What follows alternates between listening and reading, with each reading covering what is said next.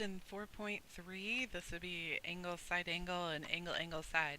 Same idea as the other two, just different components to both. So we're going to be doing a lot of proofs and that sort of thing with these. All right. First postulate, angle, side, angle, just as it reads. Two angles and the included side of one triangle congruent to two angles and the included side of the other triangle, then those two triangles are congruent. Okay, so they'll, as you're reading the triangles, it'll say an angle, a side, and an angle.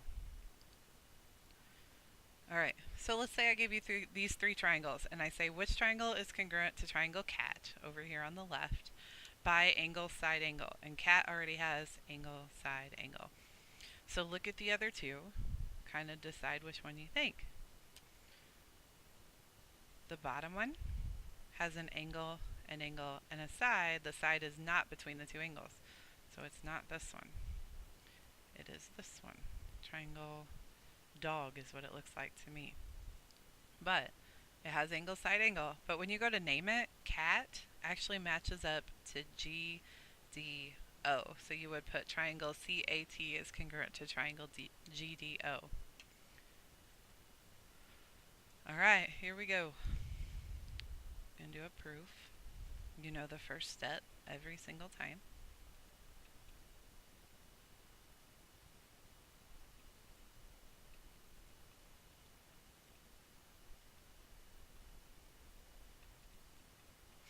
And remember,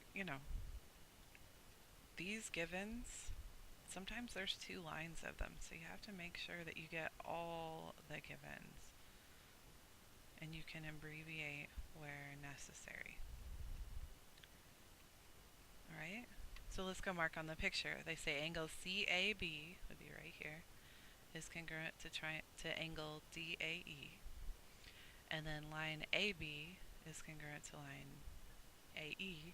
And then angle ABC and angle ADD are right angles. And those are already marked with little boxes in the picture. Alright, you should know something right off the bat about right angles. If they say they're right angles, we have a theorem that says all right angles are congruent, right? It was in like chapter 2 or something. So we can say angle ABC is congruent to angle AED because all right angles are congruent.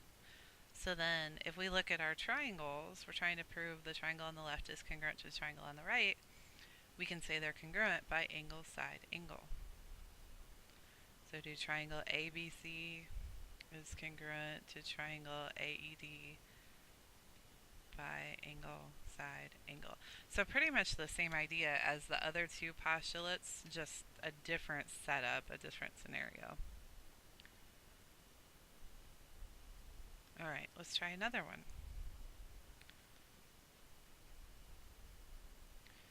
First step, every single time.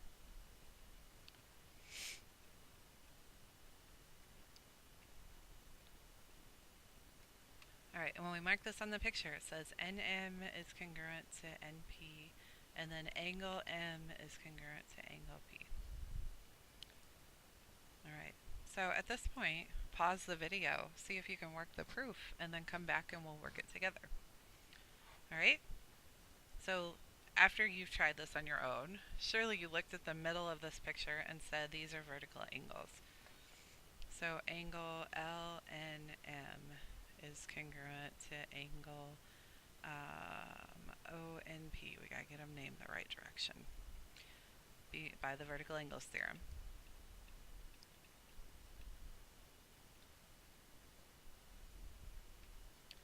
Okay, and then if I look at my triangles have angle, side, angle, so I can go ahead and do that.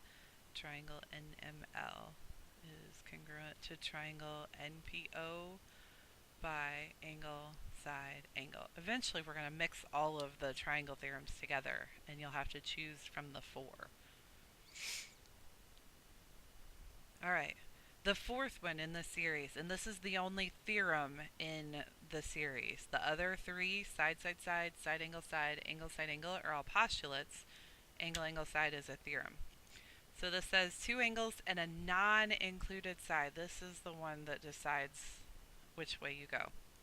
So whenever you look at your triangles, you'll have two angles and then it'll be a side not between the two angles. And that gives you angle, angle, side. Alright, so let's try this. And really at this point, any of the postulates or theorem could be useful. So don't get locked in on like which one it has to be.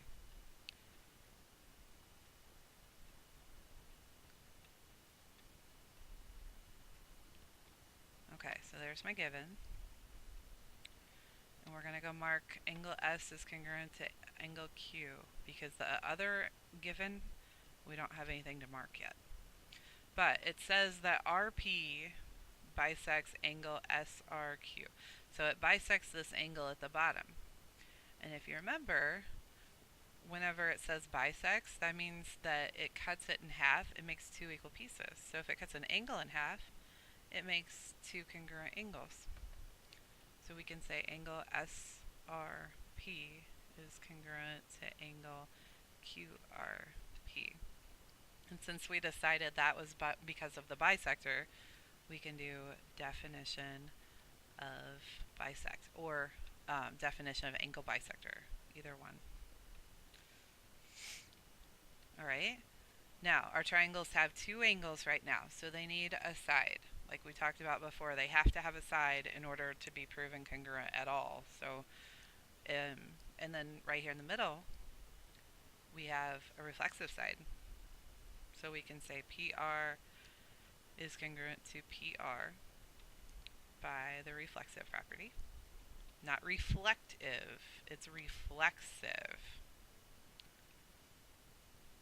Because reflect means to flip over. Reflexive means that it's the same thing on both sides.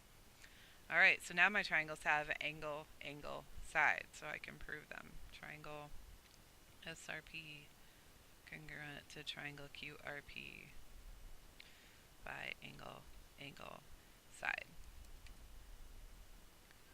Alright, you're going to do a lot of proofs along the way. You just have to get used to that part. Alright, I'm going to show you a new version of a proof. You've already seen this in the book assignment that you did before, but we're going to do a flow proof this time. Okay, so with a flow proof, everything gets its own box. Okay, so like each given gets its own box. You put the statement in the box, you put the reason under the box. Alright. Takes a little more time to write it out, but you can actually squeeze it in a little tighter and you don't have to worry about having enough room for the entire T-chart. Alright, so there's my two givens. I really don't have much to mark on the picture. I could mark the parallels, so I can put an arrow on this and this because they're parallel. But that's about it. Everything else has to come from the picture.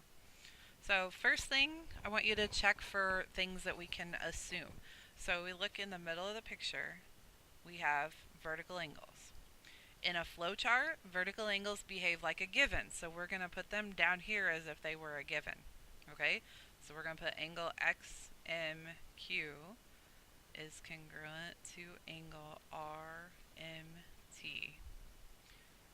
Whoa, if I could draw a straight line.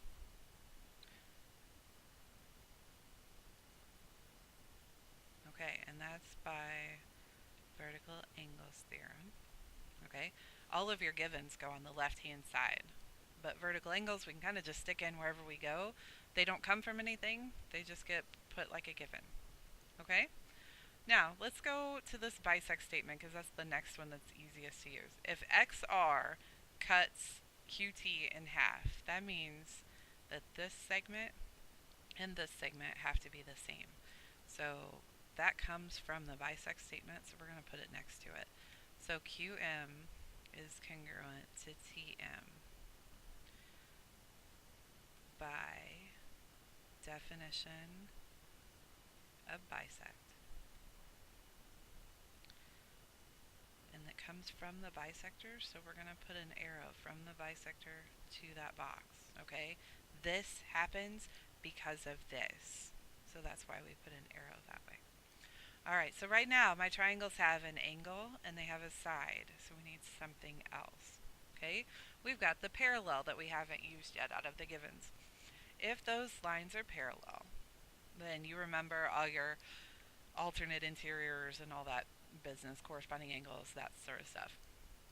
Right here and right here, Q and T, those are alternate interior angles. So we can say angle Q is congruent to angle T. And we put by alternate interior angles theorem. And then it comes from the parallels, so we'll put an arrow from the parallels to those angles. There's other angles here too. It just depends on how you look at it. So then my triangles now have an angle, a side, and an angle. So I can prove my triangles are congruent. So triangle XMQ is congruent to triangle RMT by angle, side, angle. And I need to make sure that I draw in an angle and a side and an angle. Okay, that's a flowchart proof.